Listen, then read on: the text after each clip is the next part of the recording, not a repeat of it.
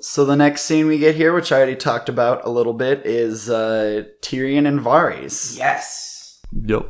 I will say quickly, I think that this is some of the show's strong suits. I was making the same point to Alec earlier.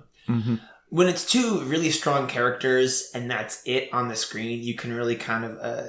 you get a lot of great performances. I mean, like, these actors are like unbelievably well cast, and you don't necessarily have to do a lot of thinking. A lot of the time when you have these two characters in a situation and they're, just reacting, you don't really it kind of writes itself. So this is where the show really kind of shines. When they're really clever guys, as Alana would say. That being said, this was also a pretty dumb version of that.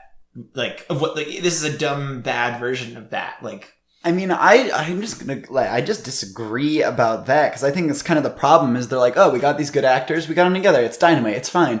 I don't think that there's enough actual, visual writing going on of, okay... There's no visual writing in this show at all. What is this scene about? Who's getting what? This scene is not about anything for either of them. It's just them talking, which is, it can be fine as a transitionary part of an episode, but it's just, right, and you already heard what I have to say. I hate where both of these characters are at right now. Yes. Give them grease. Yeah. I 100% agree with that. But also, as I say, this show is using its time in the worst possible way. That scene didn't need to exist at all because all of those ideas were already fleshed out earlier in the episode when they burned to death the Tarly guys. Yeah, they're literally saying what they want you to be thinking, what the writers want you to be thinking. So it's I massively agree that there is absolutely no visual context to this show. This could be a fucking radio play, but you can't spend a shitload of money on a dragon in a radio play. You could. They could. There is absolutely no merit. You can't even say that this show has any there is nothing to hold on to. If you're looking for visual storytelling in this show, I have some bad fucking news. There's none. There was some shreds of it. I remember in the first season, when Aemon and Jon. Yeah, but you just said the first season. Yeah, exactly. But when it was good, kinda. When Aemon was revealing to Jon that he's a Targaryen, there's part of the scene takes place from inside a crow's cage, where Brynden Targaryen watching them from the eyes of a raven. There's actual context given to where the camera is. Yeah. And every now and again you see it, there have been some council scenes where there's actual blocking and there's characters doing things in the frame. But this was years ago. Yeah, this was years and seasons ago. And now it's fallen off the table so much, even from where it was. I would say that started in season 5. Where they just had absolutely no regard for any sort of visual. I think when they split from the books, I think it was less planned out ahead of time also. I tried to go back and watch season 2 somewhat recently, and I could not. It was that bad. I liked I can remember one shot I liked from season 2, and it was the first shot of the Hound. The swooping up. That shot is so sexy. It's also just what? But, so, again, getting back to the scene, sorry for the divergence, guys. Oh, we were talking about the Divergent movies now? Yeah, I got a Divergent tattoo on my wiener. Let me show you. Oh, man. How many did you fit? I can't see it. Yeah. I fit 2 whole circles on it.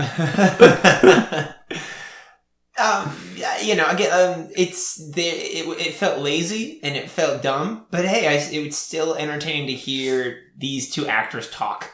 This is a sealed letter for the King in the North. How could I know what it says? It's that's not funny or well written, but I still laugh and it's still endearing. I still enjoy it, even though it's not good. It's well performed. That beat is way too long, though. It's we know that Varys knows what it says. Yeah. It's the spider. What? Again, poor use of time. But you can forget because he doesn't act like the spider at all. Poor use of time. 2 strong characters with 2 strong actors making shitty scenes pretty good. He lost his little birds, too. That's true. Yeah. He does not have his vast network of spies anymore, so he's pretty much fucking useless. I think he's been underwritten since the end of season 4, where he it wasn't, you couldn't just assume that he was doing shit behind the scenes. As soon as he was just with Dany, he follows Tyrion around, and then he loses Tyrion. It's is this guy the spy master? What? This guy's a drunk idiot.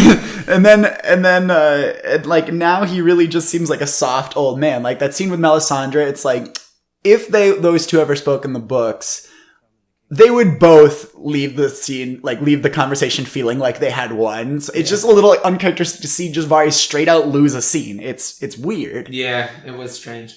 Kind of undermines his whole thing. His whole thing. But I mean, I like that it's at least Melisandre who does it, because Melisandre's got a lot of weight behind what she says for various reasons. And he's shook by the Red God.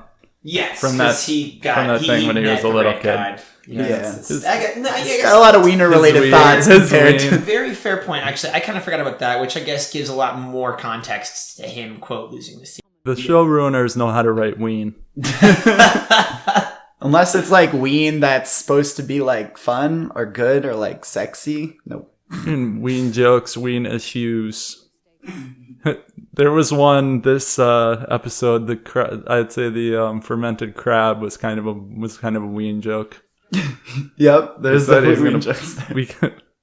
When we get to that, I have written like a whole page. I'm going to try to save a lot of ween joke analysis. A lot of my favorite and least favorite things of this particular episode are in the Davos Gendry thing. And it's all like, I can get real nitpicky with that one. And it's not like there's anything, we'll get there. It's not like anything plot-wise. It's just dumb stuff. So Jorah says that he'll go alone if he needs to, and then Jon says he'll go, and she says, well, I won't release you, and he said, I am the king!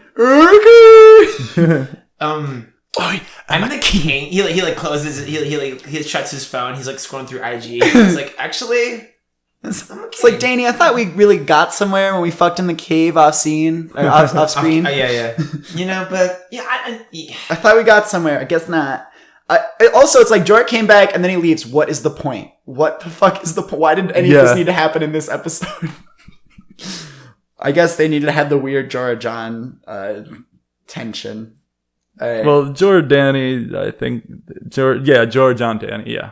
So is this the scene where they make the plan? Yeah, this is a dumb plan. This is one of the best dumb plans I've ever heard. Why does Tyrion think that reasoning with Cersei is a good idea? Why does anybody think reasoning with Cersei will work? It's just going to give her more time to kill you. That's all she's going to try to do. And if she agrees to anything, then it only helps her. Yeah. Or at least helps her more than it helps you. Why not just murder Cersei? And then... just the dragon go just to the Red Keep and just roast the Red Keep. Burn the Red Keep! Yeah, exactly. Why is that not an option? It doesn't make any sense. We know the dragons are going to get to... Since season 1, they showed dragons over King's Landing, right? Yes. Was that in season 1? Or was that Fran's flashback? There's been some picture. A Bran flashback, I think. Yeah, that's... Or it was a Bran, or maybe Danny. I think it was House of the Undying. House of the Undying was the first time we saw it. It shows a shadow of a dragon. It could just be a kite that looks like a kite. A big kite.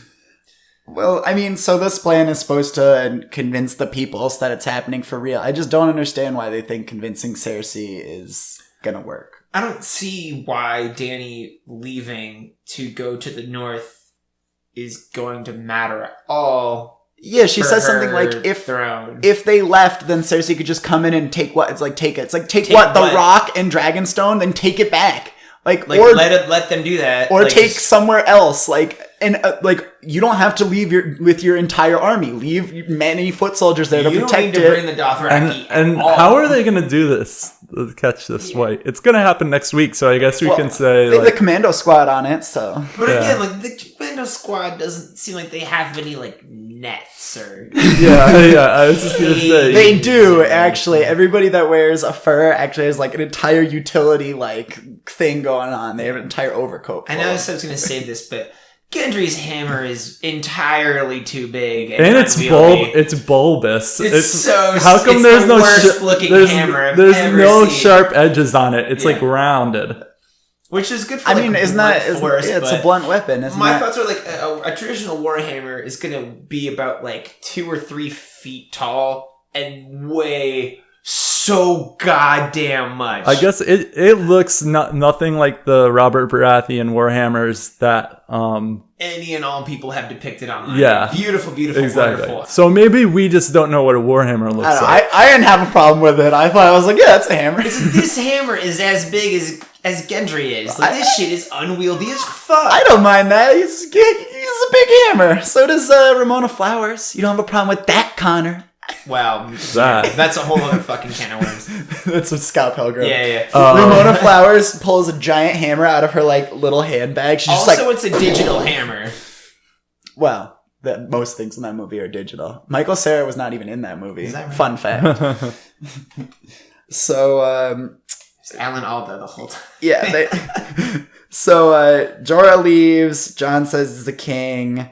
And they are splitting up. And Jon and Dany have another tender moment. I really enjoyed the shot of the all of 2 seconds shot where like the boat is getting pushed into the water, and then like the camera does a nice like zoom sweep into Daenerys and Tyrion sitting on the beach with like the beautiful rocks behind them. Again, all of 2 seconds of a really good shot. Their editor on this show needs to be like murdered. Just tossed out in the street to the dogs. Bad editing on this show. So then we have Sansa holding court.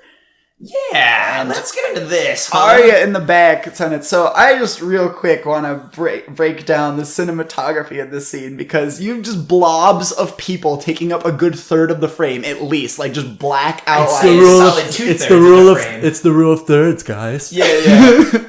and I get, like, I can see that there was a thought behind this, what they're trying to do, because Arya goes like, oh, you're just yielding to these people, you're just letting them talk shit about Jon, and like she sees Sansa as like small, like Sansa's framed smaller than Arya, but the way that Sansa is framed is so awkward and weird looking, and like the way it just looks like shit with these black bodies. Yeah. It's like the ugliest of the ugly, and you can see that they're trying to do something. They're trying to tell the story with the images here, but a character's still going to tell you what those images meant, and they looked like shit. Like they don't seem to know that you are allowed to make a shot that looks pretty, that like it can look cool. Like that's okay. I'm gonna reference a totally different type of show that does things well and good. Is a Better Call Saul. There's a particular scene where Is it every scene? No, well, yeah, there's that. But there's like one in particular where Chuck is going in to like fucking lay the hammer down on Kim.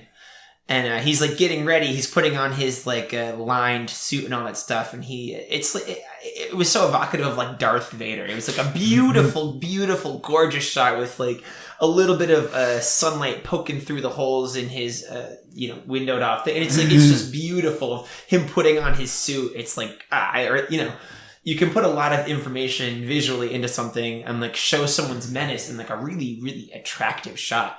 Or you could just have floating heads and just don't backlight shit, so you just have people floating in caves. That's cool too. That's always fun.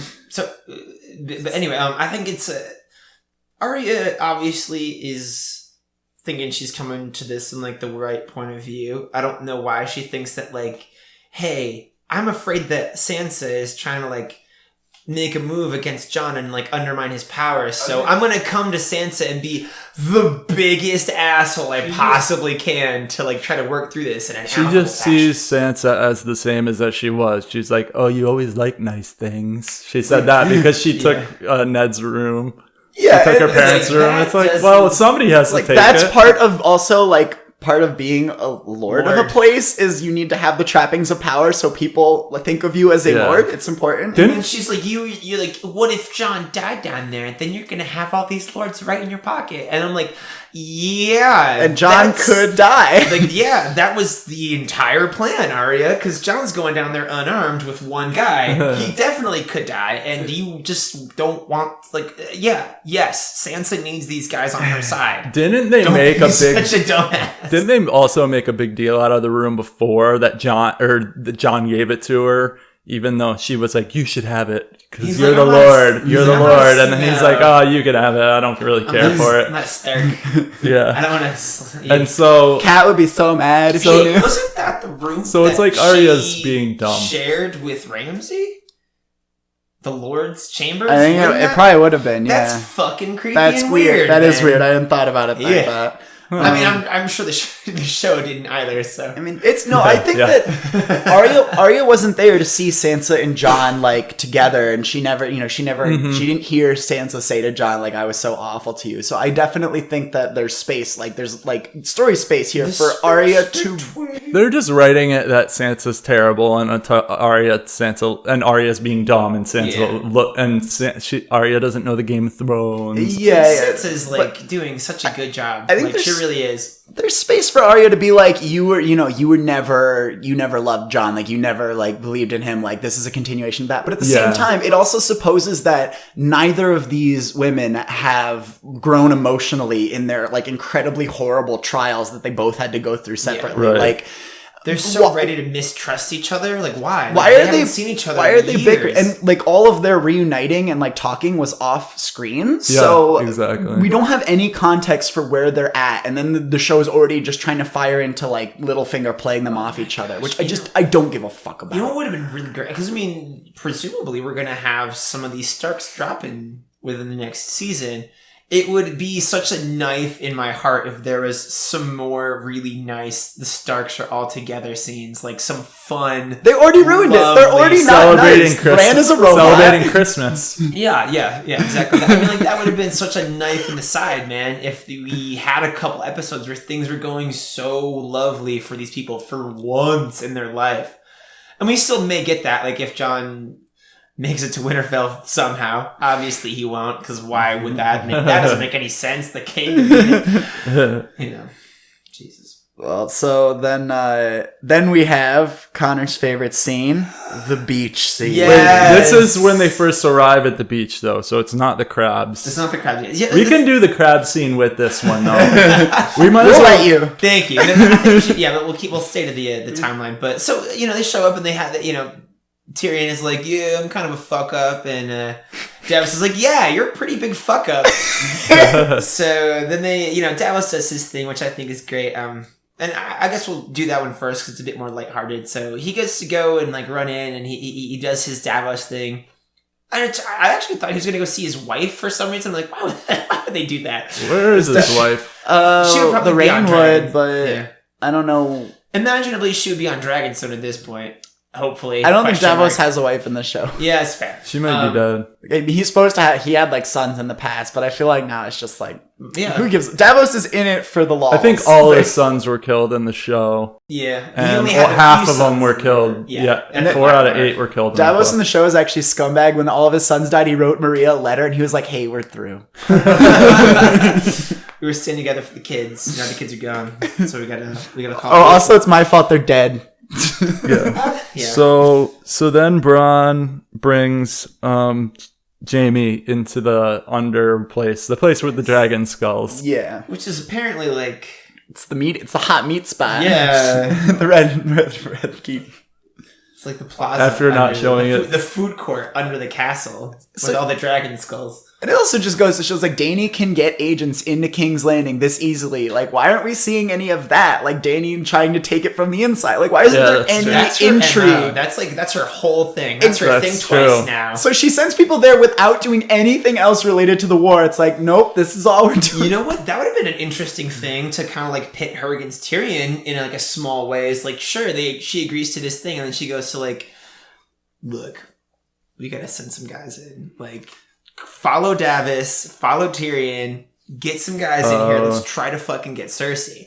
That would have been a very fun thing to kind of have that unease. Yeah. I think in order for it to pit her against Tyrion, I think she would have to have them try to kill Jaime too. That would be like where he draws a line between her and Tyrion. Yeah, and like that would have really worked as well.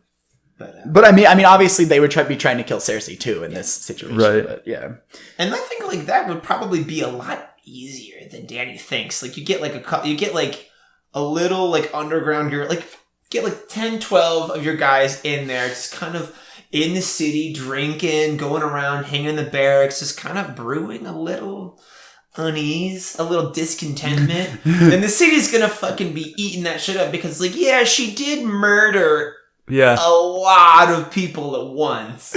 She did murder the High Septon, who was like really turning things around for everyone. Connor, then there would be politics in the show, and that right. You know what? You're right. Sons of the Harpy was like That was a fucking nightmare anyway. So Jamie has some great face acting as well. Yeah. Like, in this part, like when Bronn reveals that Tyrion's here, he was like, you know about this? And Jamie acts like a dipshit in a conversation with Tyrion, and then Tyrion has this wild where he does the trembling lip. He's like, Tywin was so mean to me, and what did he think I wanted? Do you think I wanted to be a dwarf? And it's just like, how does Jamie not on Tyrion's side? Like, for them to be good, like have a good relationship as brothers, Jamie would need to be on Tyrion's side. Like that, they would have like unified front, like. They're bros, and like obviously they would listen to their father. They all had weird shit with their father, but Jamie was never Tywin's boy. Like Jamie was never about that dude once. Why would he care this much about Tywin's death? And it's like, if he loved Tyrion, why would he not already see how big of an asshole Tywin was? It's like Jamie he was gonna kill Tyrion. Jamie is still in square one of his thought process. Like he hasn't thought about this at all. This is the first time he's like, oh, maybe Tywin was mean to Tyrion. I will actually reject what I say, because he was about Tywin that one time when the Mad King asked him to bring in his dad's head. Oh, yeah. Well, that's also like the time that the Mad King was also like, let's commit genocide too. Yeah, like, it was a lot of things. I don't think it was just, if it was just, hey, bring me your dad's head. I think he loved his dad, but not like, especially like Cersei was the one who like loved Tywin, and you know? Tyrion did too. In a very, very strange. I mean, that's why they're all so way. fucked up, is because they thought their dad was the shit. Like they thought he was the greatest thing ever. That everything he did was right. It may not have felt good. It might not have like made sense to them, but because he did it, that meant it was right. Yeah, and that's kind of why they're so fucked up. I can see that. Creepy. Again, it doesn't make any sense that Tyrion would think that Cersei's gonna. I mean, again, like I guess their train of thought is like, she'll listen to Jaime. It's like, that's dumb. That doesn't make sense. Well, Tyrion. Oh, and Jamie just found out about that Tyrion didn't kill Joffrey. So did he ever care about that? No, I think he cared a little bit before, because it seemed to be a weight off his. When he found out that Olenna did it. Well, he got pissed, which is weird. Yeah, but he got emo. But the fact that Tyrion doesn't say like, oh yeah, I was lying before when I told you I killed Joffrey. Well, he doesn't in the show. In the show, they part amicably. They like hug and they're like, later, that's bro. Right. Oh yeah. Okay. Which is bullshit, and I hate it. But anyways. Okay. Yeah. All right. We don't need to bring this up. This is like. Yeah, and what I really hate is that they spend the entire scene about these brothers being like, oh, you love me, Dad never loved me. And then the part where Tyrion tells Jaime about the White Walkers, they don't show. It's like, this is a character's first time hearing about the White Walkers. This is like the exchange of information. This is like the subject of the show and the episode. Yeah. This is important. And it's the opening of the last act of the entire show, really. Yeah. And should be. And they cut that part. They're like, no, we need to show the familial tie stuff. It's like, fuck you guys. We get it. It's like how Arya and Sansa don't talk about their past. We'll just move forward then. Yeah. It's like, you kill people now? Wait, you weren't joking about that? Oh, no. Well, Davos goes, I thought you might still be Rowan. Like, that pissed me off. That's a fan joke. Yeah. And they just think that they speak the language of the people that watch this show so much. Like, oh, hey, it's that reference that you guys always make. Yeah, right? We're all laughing. It's like, no, I'm not laughing. I'm not on your side. That's because we think you're...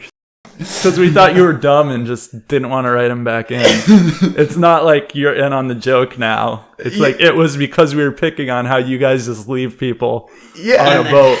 And I mean, certain people, you got to put on a bus or whatever. That happens, especially in a big show like this. But it just... I love the actor, that kid. Christian Fassbender. Like, I would have liked that line if I was into the show, but it's just like, because I'm already so opposed against the showrunners, it just feels like weird that they're trying to speak my language. It's like someone sitting backwards over a chair being like, so, you think drugs are cool? Hello, fellow teen. Yeah. That was a Christian Bale, Michael Fassbender, by the way. He looks like them. Christian Fassbender. I did not follow. I thought I was like, that actor's name must be Christian. Nah. Gendry. Yeah. Christian Bale, Michael Fassbender He's hybrid. so hot. He's such a cute boy. I wish they would have pop that top off again. He's blonde though in real life. When they dye his hair. That's why he looks so weird. Oh, maybe he was like a Lannister Baratheon baby, just like Joff. Or not like Joff. He's like reverse young Griff. So Serena's ship of the episode, she was talking about how she's so pissed that there's no romance in the show. She's like, why can't John and Gendry fuck? That would be, I'm much more into that than John and Dany fucking, I have to say. It would be a lot more compelling. It would be funny if, like, Gendry thought that, like, Rob and Ned were lovers. It's like, our fathers went into battle together. Well, that's the thing, at this point, Gendry's dad killed John's dad. There's some place beyond the pine stuff going on here. The opposite of what they think it is. Yeah. It's kind of funny how much Gendry like loves his dad, because in the books Gendry's like, that guy was a fat drunk, like, and he doesn't even know that he was his dad. He's like, that king was like a bad king and sucked. And I feel like if he learned that was his dad, he would have been like, well, that guy was a schmuck. Yeah, like, he goes to fucking like, I made myself what I am. Yeah. Like, he would say the Dany thing. It's like, I did it. Gendry, yeah. Even though there's no reason for him to be back in the show, it makes no sense at all. I'm all for it. I love him. Me too. Massively happy that Gendry's back. Might as well. Yeah. If you're gonna have a shitty show, at least have likable people in your crappy show. So then we get our Marx Brothers scene. Yes, which again, like, I think it really highlights how this show has absolutely no idea what to do with the time that it has. No command. This show never watched Lord of the Rings. Like, all we have to do is decide what to do with the time that is given to us. It's like, you should. Yeah. That's what that scene was about. It's about being succinct. It's Gandalf giving editing advice to Pippin. Yeah, looking at all these Warhammers that I just Googled, they're all like pretty stout. And a lot of them are spiky like that. And they aren't like bulbous. And that's to pierce the armor. Yeah, and they are smaller. Like the head isn't as big. You use that with one hand, so you have a shield. I think it's supposed to be like a great Warhammer that he uses with two hands. Yeah, which is dumb. Which is a bad. No, I like it. Weapon. I like it. That's what Robert used. Hey, it's better than everyone having a sword. And like everyone has a lightsaber. Okay, guys. Okay. Now they should have one who's an elf and has a bow and arrow. Yeah. You notice there's never a good character that has a Morning Star. Like, that is an evil weapon. Yeah, because it's pretty brutal. It is brutal, but I think it'd be so cool. A character's like, this is what I use. I feel like I think that's Brienne was in the book, at least. She definitely was very handy with I don't know what it is, like a flail or something. The one that doesn't have a chain. Just like a club, I guess, but it's like got a spiky ball and there's a mace. A mace. She's very good with a mace. What if Sir Arthur Dane used the Morning Star because he's Sword of the Morning? I guess Star of the Morning would be the name of it. That would be, I think it's better because he's not Dark Star. Dark Star should use it. I would love it if Dawn, the sword, right? I wish that it was like a normal sword, but the very end of it was just like a Christmas tree, just a star. Like a spur, like a boot spur on the end of a sword.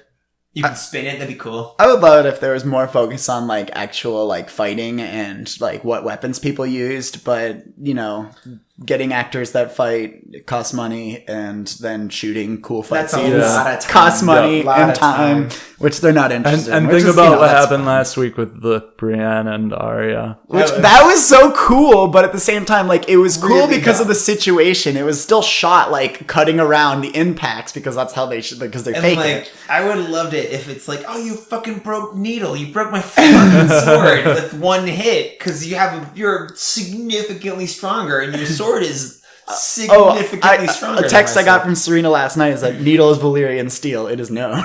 Oh, of course. Well, Brienne was using only a practice sword.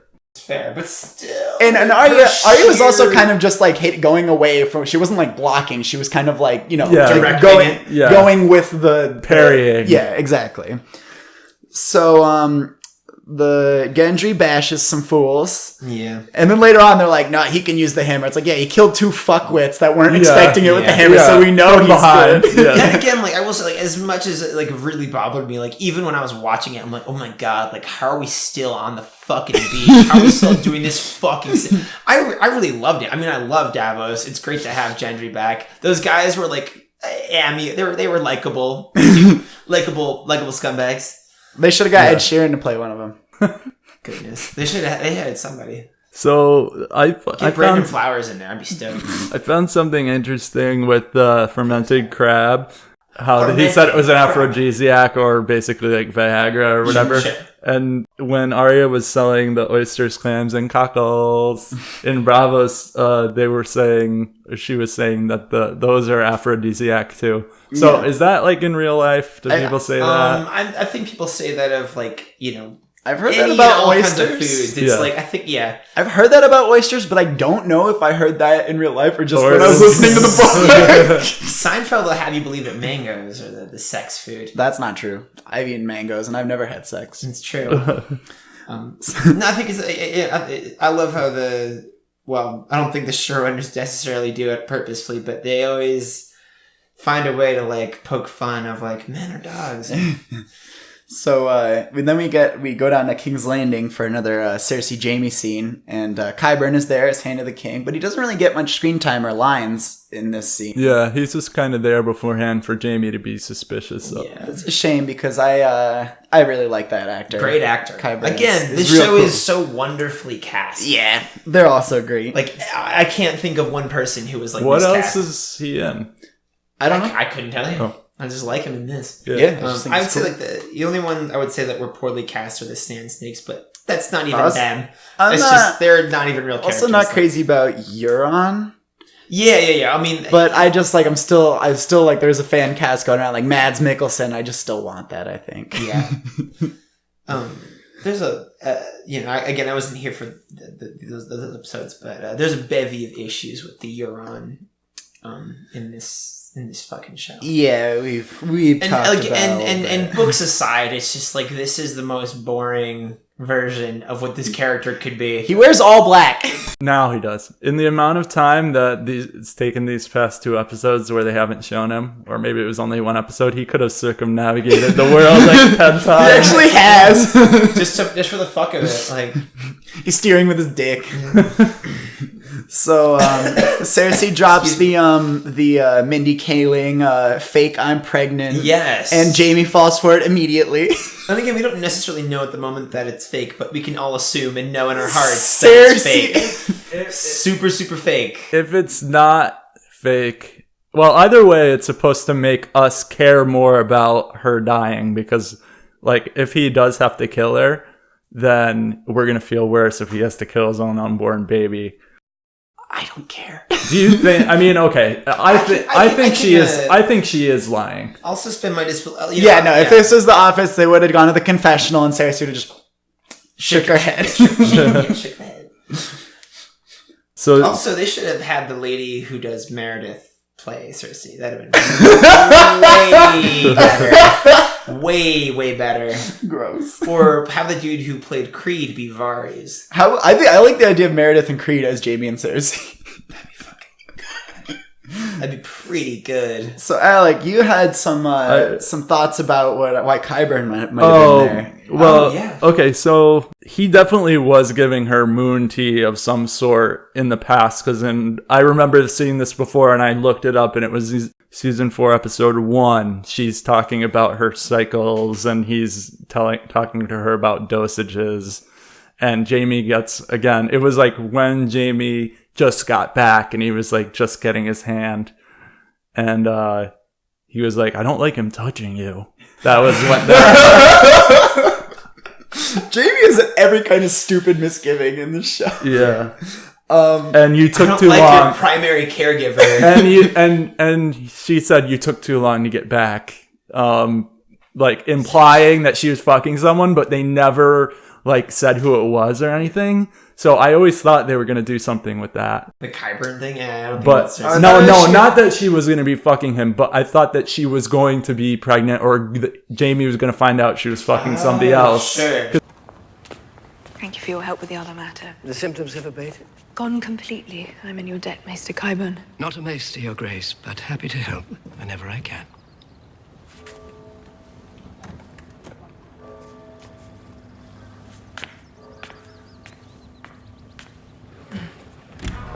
Odd little man. I've grown rather fond of him. He's quite talented, you know. What symptoms? Symptoms that are not your concern. Let him touch you? You jealous? I'm surprised. Never let Pycelle near you. I think I'd let that old lecture put his hands on me. Smells like a dead cat. I'm not sure I've ever smelled a dead cat. Oh, they smell like Pycelle. Drink more than you used to. Yes. Why? Let's see.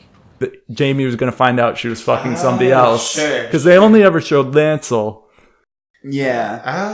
I did not think that she was fucking Qyburn. Like, Why not though? Qyburn's hot. No, he's got that old man flub. I think even like the Lancel thing in the show is that it's like she can see herself physically in Lancel. Yeah. If I had a cock, it'd be like this, boys. Which is like, Oh God. you know, and I think that's like as coarse and gross as that is to say out loud. It's like probably not far from Cersei's reality. Yep. So we also get I went with Cersei. Pete's. Yeah. We get Cersei talking about how she knew that Tyrion came in. This was all part of her plan. And you got to think that if she didn't have Tyrion killed immediately, that like she must be scheming hard about how she's gonna like fuck over Dany in some way when they bring the like. But she just like she doesn't have enough information to really plan, and I just feel like it would have been so easy for Cersei to just be like kill him. Like I'm thinking maybe she just found out about this later, and then she's pretending like I think she found out after. Nothing happens in this city without my knowledge. It would be really hard for her to find out ahead of time because I don't think they sent somebody ahead to say they were going to Davos was going to smuggle him in, and then he probably would have just gone right to. Would Bronn have? Oh yeah, Bronn has. Yeah, she probably would have had people following Bronn, and you know. That's likely how that happened. Is like, Yeah. Jaime is kind of a dummy. Jamie's not thinking about stealth. Yeah, he's kind of being a dummy. He's gonna send Bronn to do something, be like, "Yeah, Cersei knows this guy, right?" Like, So Jaime, despite like getting the talk from Tyrion, like there's nothing but death if you try to like stay with Cersei. Like he's like, oh well, but we have a baby, and I just think at this point that Jaime's just thinking about sex and only sex. It's like, well, we fucked recently and it was great, and now she's pregnant because we fucked and it was great, and everything is great because we fucked and it's great. we're gonna have a family. We're gonna move to the countryside. We're gonna get 2 border collies, and shit's gonna be fly. And she's going to tell them it's mine. He was all self-conscious about it a week ago, but this week he seemed happy that she was going to say it's his, kind of, didn't he? Oh no, he said that's a bad idea. Yeah, and that's like a secret desire that they both have of just like being like, we're like Targaryens, deal with it. Deal with it. Westeros flips the hair. He still seemed pretty happy that she wasn't going to pretend it was somebody else's. I mean, it's just he's tired of. Oh yeah, what would Euron think about that? She could just lie to Euron and say it's his. Yeah, he has blonde hair because yours. It's like, I know we haven't had sex, but I really like you. And so I had an immaculate conception. Yeah, I'm pregnant by you. And he's like, I'm sure that works. Like, you're a pirate. You don't know a lot. Like, yeah. That's true. So hey, fair. So then we get to the next scene where Gendry and Jon meet and they touch wieners for just a sec. And it was great. Davos again with like being the best character in the show. Jorah and Tyrion, they have their little moments together. Again, surprisingly very enjoyable. I really wasn't like ready to, I wasn't anticipating liking Jorah at all, and I was like, this is actually like so nice. I just still haven't beef with Jorah being there in the first place. Too much to enjoy it, but I do like how Tyrion ribs him a little bit. Yeah, gives him that coin, like, take this with you. I thought it was weird how Gendry like immediately like admits to Jon who he is when he's not supposed to. And then the show loves to waste their time on dick crab scenes. So I'm glad that he just cut to the fucking there. It's like, hey, we're bros. And he's like, we're gonna be best friends just like our dads. And he calls Jon short, and Jon gets like, he's like, oh shit, I am short. There's the oh my god, what's gonna happen? And then Jon smiles beat. Yeah. Which is Robert's thing. Which is the second, I think, if we're doing a Jon Smile watch, the podcast within a podcast, everybody, Jon Smiling watch. I think that's the second time this season Jon has smiled. Ooh. He's in love. With Gendry. I thought the coin was an interesting gesture. Yeah, I thought that was. I forgot about the coin, honestly. Me too. I think most people did, but they wanted to. I thought it was like the Count of Monte Cristo, how they had the That's another. They had the chess. Comparison. They had the chess piece. Yeah, another apt comparison there. That's really good, actually. Damn. Except they're not against each other, so it was really like a token, like, please come back to me, Sir John. I really like that. Yeah, take this with you and bring it back. And so it's a nice use this to buy a hose. Pretend it's me. I think that's maybe just like a little bit token of like forgiveness and maybe understand. I mean, like they both kind of come along. I mean, and Tyrion saw Jorah in a pretty fucking bad way. I think he can kind of like feel. Jorah, it's good to see you not depressed. Not depressed so or in much. a cage. And not touching everyone, even though you have grayscale. Yeah, no, Tyrion, like, even if Dany shakes his hand, Jorah should have went for the handshake, and Tyrion would have been like, it's good to see you. Yeah. So then we get the Sam Gilly scene after this, which is more schmuck bait, because it's like, fuck you, just have Sam learn about Rhaegar. Like, even if Sam learns now, it doesn't matter. Like, he's still not in a position to use that information. Like, why would it matter if he knew right now? And like, are they gonna do that later on? Like, is Gilly gonna like be like? Gilly's gonna be like, remember that thing I said when you were being too much of a whiny bitch to listen? I was gonna say, she like brings like that one book. Like, well, I have to finish this book. You would think Sam might actually pay attention since he's paying attention to other shit. Well, in this scene, he's supposed to just be lost in thought because of what he's, he's just so pissed about how writing the books and the bowel movements and everything, and how little they take him seriously with this particularly like dire situation that he knows firsthand is very true. And he's very scared, and he's making no progress. Yeah, and he feels frustrated about that. But it's like he remembers the numbers that she said to him, but he doesn't remember that she said something about Rhaegar's marriage being annulled. He should be like, wait. What was that? Did you say Rhaegar Targaryen? If she had said Lyanna Stark, you would think Gilly would have seen Lyanna Stark in there and said, like, hey, Stark. Yeah. Your friend. Your friend. Yeah, Gilly's not dumb. Like, Gilly would be like, she's reading, like, she'd be like, oh, this happened. Yeah. Hey. She should have got to the part that was important. Yeah, like, Lyanna Stark. Which, like, I'm just so sick of them baiting us. It's like, we are near to the end of the show. You are allowed to have shit happen. It's okay. No, you needed to save it for the last episode. For the last season next year. Just gotta keep everyone. And it's just like everybody already knows. Like R plus L equals J is the thing. It's probably been spoiled for most like show watchers. I've heard it from the asshole book reader friends. Like. It's just known. Like, just let it be part of the show. It doesn't matter. I mean, I always thought it was kind of stupid that, like, it mattered so much whether they got married and whether Jon's a bastard. Like, I don't feel like it's part of his character to care that he's a Targaryen. It would be kind of ironic that his whole life he felt like a bastard, and it turned out he was actually the prince. King. Or the king, I guess. Well, that was the thing is when he and Joffrey were fighting in the yard, and Arya's like, why are you down there, bro? Why didn't you end that? And he says, oh, bastards aren't supposed to hit princes. Yeah. When it was the other way around. Yeah. Oh, man. See, that's good writing. Too bad it was I did a good job writing that. No, yeah, it's a good book. Game of Thrones by Saul. So then they set out, and Sam's like, I'm sick of all this shit. I'm sick of reading about great achievements and deeds. Which is kind of a weird thing for Sam to say. I feel like it's kind of egotistical when it's like, Sam, you are literally setting out to help save the world, and you know that. Like, why are you acting? I mean, and he did care about knowledge. And his goals are, like, really clear. Isn't he there to read scrolls? Like, isn't that why he is there? Why is he, like, not... Why Jon sent him there? He's like, Jon, he comes back to the wall, and he's like, oh my god, you found out how to... It's like, actually, I read 3 scrolls, I got pissed, and I left. I just thought every scroll was going to be about the White Walkers, and instead it's a lot about these other men. Yeah. Where's your White Walkers section? I like how he breaks into, like, the restricted section in Hogwarts.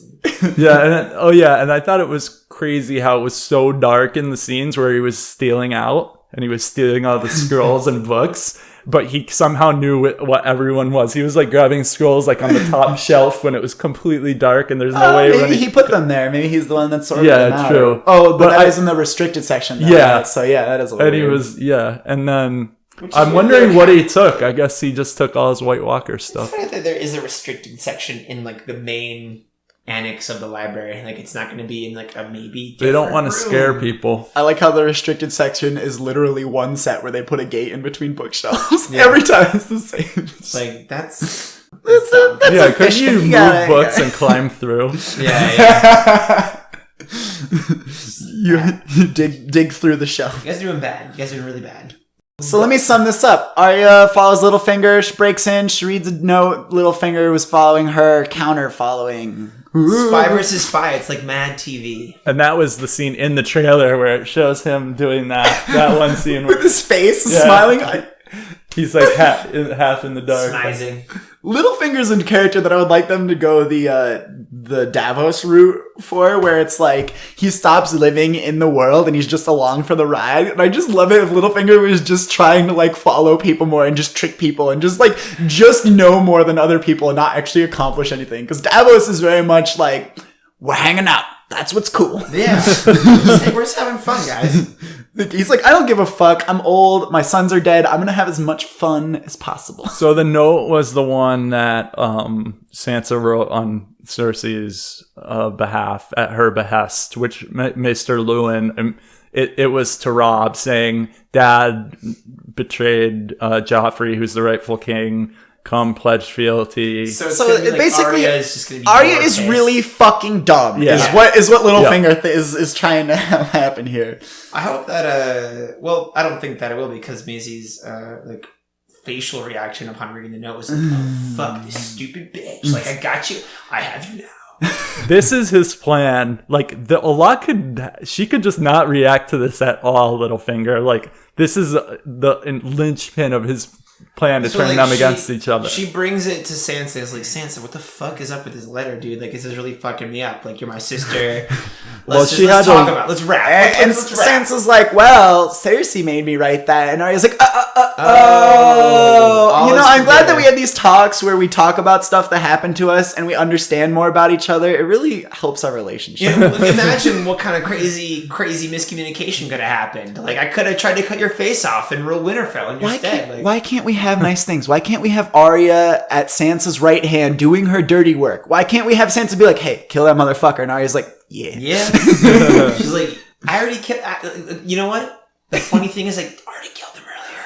I love you. Yeah, it's like, you see, like, you get out of my head. You're just. It's kind of like they didn't listen to their dad about the lone wolf surviving, even though they love to quote him.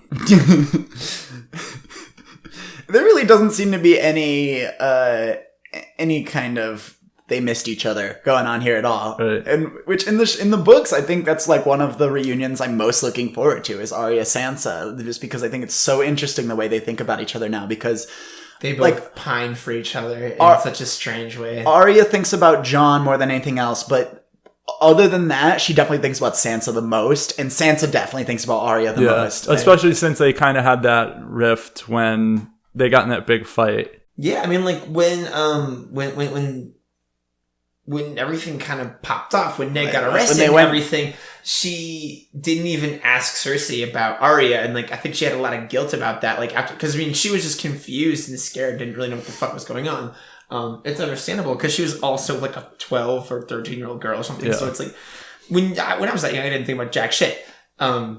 It's really, I think she had a lot of guilt about like not even considering Arya. So when they would meet in, the true scripts, it'd be really interesting. And again, there's no reason at all that the Starks would not so hard have each other's backs. Like there is absolutely even no Jon and reason. Sansa were doing better than this. Yeah, and also Bran just didn't fall in love with Mira. He didn't miss his sisters. He's a robot now. Yeah, it's like, just give us what we want. We want Stark feelings. Give us them. Give us them.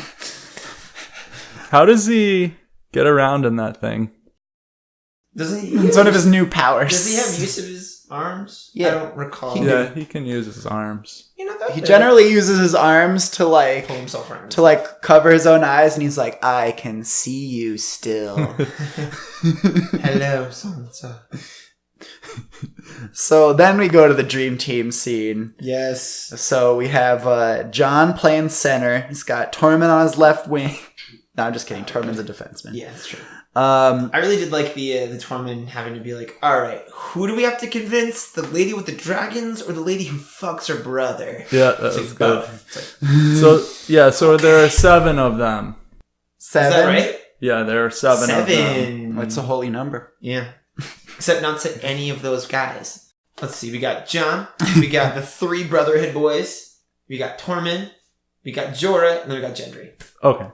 That's a 7. Why is it that Jon... I mean, I guess Jon doesn't really react to seeing the Hound. He's just like, I saw you once. I mean, because he wasn't really privy to all of the bad shit that he did. I don't think he even heard about him killing Micah. There's no reason to think of him as anything other than a soldier. I do like the idea that he's like, oh, you were with the Lannisters? It's like, yeah, but this shit happens. Like, join up. That would be a Jon thing. And I mean, especially given his background, I mean, joining the Night's Watch, you are automatically required to not look at anyone's past. It doesn't matter. We have a goal. Let's fucking accomplish it. I would say in some ways it follows his character perfectly, but then in some ways it's like, but then he got killed by his men that he didn't vet, or by men that he did not expect to kill him. And so now he's just like, oh yeah, join my squad. I don't know you, but join up. It's like, wouldn't he have a little bit of they were like, maybe they'll stab my back. We have the same. Why would they do that? There is no reason. He doesn't know them. He should be suspicious. Goal. But if they are coming from the south and they're like, yeah, we know about the Night King and no, shit. No, they don't. Derek is literally like, I don't know anything. I'm just here. I thought they said we're here to fight the Night King. Pretty sure they said that. I don't think he says that. I think he literally said that. He said our red god something. Told us to come here. And then the Hound is fucking stop talking. Yeah. The Hound was like, we're scene over. We're coming. Yeah. Yeah, the Hound stopped him before he really told the reason and just said, whatever, this is the show. Let's just let's get it. Let's get this money. Let's get this money. I'm excited for the lightsaber shot next week. That was the thing that got me real hyped for this season. I was like, oh, hell yeah, my boy Beric Dondarrion with the fucking sword. So tight. It's Derek Bonbarian. Yeah, right. Derek. Beric is a stupid name. So again, it's a stupid plan, but I like action at this point in this show. And you're not going to hear me say that anywhere else ever. I also want stuff to happen. I just want things to happen. I want someone to get in a fight. I'm going to be bummed if we lose any of these boys. It seems likely that it'll be a Thoros and or Bunbarian. Yeah. Or Gendry, they bring him back just to kill him. I would love it. Yeah, I really hope that none of these boys think they won't. I think that Tormund might even die. Yeah, which would be a real shame. I think he's on my list. I mean, that makes sense to me because he's likable. You're gonna kill Tormund? He's likable and functional as a person and a character. Kill watch list. I think if there's Tormund in the show, he's gonna push plot too much. He's gonna be he's too cool and does things, so we can't really have him in the show anymore. I thought he was. Oh, he still has to get with Brienne, so he can't. To bring the big woman? No, I'm sorry, Tormund. I wish that Tormund and Brienne could actually have a future. A relationship, or just talk to each other once. Talk. Instead of it just being Tormund's really into her, and then they repeat the joke every time. It's is she here? It's and everyone ships them the most, even though they've had no dialogue together. Yep. So I can't wait for a pod to meet Gendry, and they'd be like, "Holy shit, you look so much like." Well, they're never going to meet because they are the same. Yeah. This is Gendry in the future after he time travels. So the Christian Bale thing was pretty spot on. Yeah. So then it opens up with them walking out. Yeah, that's right. Yeah, they walk out. And again, I made the joke earlier that they didn't have any nets. It looks like there was some sort of cage being pulled behind them. Or maybe that was a catapult. Because, Jon...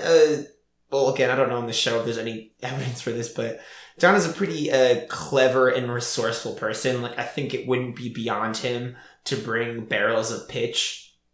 Because that's not heavy. And fire's good. And he, again, he's very resourceful. He's a sharp dude. You can use fire to block them off, but they're not smart enough not to walk through the fire, and they go up like that. That's fair. I mean, that could be, So I think a regular net would work the best. Jon is a smart dude. I think that it would make sense if he used something beyond just a sword to try to accomplish this goal. But again, it's the show, so I don't know why I feel like think that anything clever is going to happen. I feel like all of them have survived off on their own. Like that would be good enough. They would be good at hunting. Yeah. And so capturing something alive, I would think all of them would be able to do that. Yeah, we have actually a lot of like the especially the dudes in the Brotherhood. Those 3 guys have a lot of experience of capturing people alive. Oh yeah. Yeah, lots and lots. Or and lots alive. Yeah, like kidnapping people and hanging them. Yeah, they have a lot of experience with that. So let's prediction. So how are they gonna? Do you think they are gonna use a net? I think that they're gonna have to like try to like, that's just cut off its arms and legs, and then tie them to the back of somebody. Like a C-3PO situation.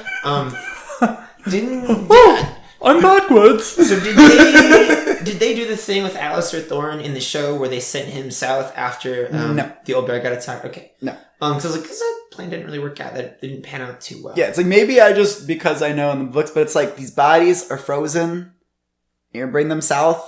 It's not gonna work out. I mean, like, yeah, like I think like the thrall of the White Walkers is only like a couple, like a 300-mile radius. It's like a phone connection. But it's also like they bring the cold. Like they obviously need it to do their shit. Like with the Army of the Dead. Why doesn't anybody have a suspicion that this plan might not work? Yeah. I mean, like I guess like all they can do is John. try. Yeah, John was basing it on the one time that it was in Castle Black. And like I guess I don't know. I really don't know. It was a really warm day for Castle Black. I really don't know what to expect with that particular storyline.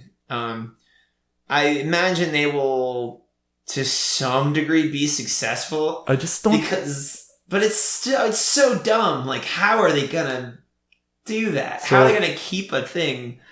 Like, I guess Shaun of the Dead, you could like chain them up in your fucking shed and play wrap ropes around them from both sides and have both people try to keep it taut. I don't know. Maybe some Ben-Hur. Just like tie it up really well. Yeah. I mean, they're not like. I mean, they are like inhuman and undead. Tie it up, and way stronger than they should be. If you've seen them like tearing through people. Yeah. I often like if they hurt you, you don't turn into one too. It's not like a zombie, right? No, but when they raise you when you're dead, then yes. It's not like it's not like the werewolf rules. Okay, yeah, I was thinking of scratches. It's when they then use their thrall to like raise all the dead in that particular cell service reception area. I mean, like, he's holding your arms out on a dock. It has to be on a dock, though. It has to be on some sort of pier-esque surface. Actually, it turns out that he's just a huge Eagles fan, and he thought that John looked like a Giants fan, and he was going to do a little taunting with the eagle flap, and then he accidentally raised the dead, and he was like, oh, shit. Yeah, it's pretty badass. I just learned a new power that I have. Okay, so bold predictions for next week. They're going to replace Kit Haring's. They're going to replace him with someone who's less good at acting. And that's going to be a weird transition that we all are going to have to get used to for next week. He's going to be no more Kit Haring. My bold prediction is that we're going to go back to the end of episode 4 when Bran woke up. Like, while, like, Lady got killed and Bran woke up, and then Bran, like, the entire show will have been Bran, like, what he dreamed while he was down from the tower. Oh, that'd be good, because then we still have another, like, a lot of seasons. 6 seasons to go. Yeah, they're gonna be like, no, like, yeah, we can redo we can do this better. We can make it better, faster, stronger. They're changing out the showrunners for even worse ones now. They're gonna pull Ron Howard in the last second. Get some acting coaches, it's gonna be fine. It's gonna be fine, guys.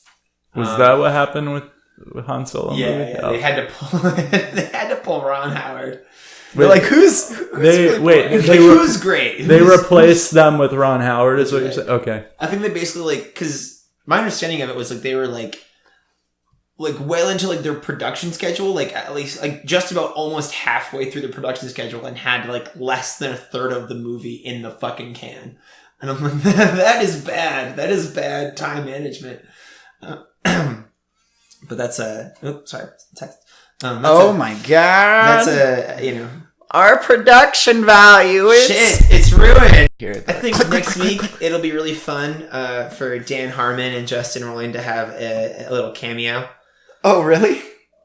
Yeah, of course. That's this bold prediction. Yeah, my bold prediction. Really bold prediction. I mean, I could see it. If fucking Ed Sheeran can get on, I bet you D&D are like, oh man, I love that Rick and Morty show. Let's get those guys. They don't like that show because that show is good. The Always Sunny guys still haven't gotten on Game of Thrones after letting Dan and Dave on Always Sunny. If Matt can be on Lost, give me Charlie in Game of Thrones. Oh, God, that would be great. I really would love to see Charlie as like if they can do another fucking Marx Brothers skate where like Charlie is a guard. He's like, I'm gonna need to see some credentials. Yeah, he really should have been the guard who was like, I don't believe you, little girl. Who the fuck are you? Yeah.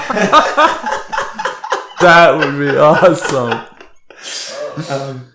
All right. Yeah, this has been Run really along. Well, thank you guys so much for having me on this show. Yeah, we'll see. We'll review this, see how this does with our audience, and see if you make the cut for next week. Well, that's the thing. I don't know if I want to be a regular feature. I think I bring so much panache. Like I gotta let it sit. You gotta let the people stew in their comment. Yeah.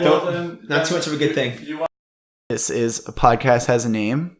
I'm Saul. And I'm Alec. And I give this one a 6 out of 10. Oh, I gave it this show broke me again, and I'm angry about everything again, out of 10. Are you going to give it a rating? Am I allowed to still talk? Yeah. In this season's context, I would also have to give it a pretty high review. I think 6 is a very, very reasonable. They did a good job, largely. Get better with that timing, but yeah. All right. Thank you. Bye. Bye, everyone. Bye, Jake.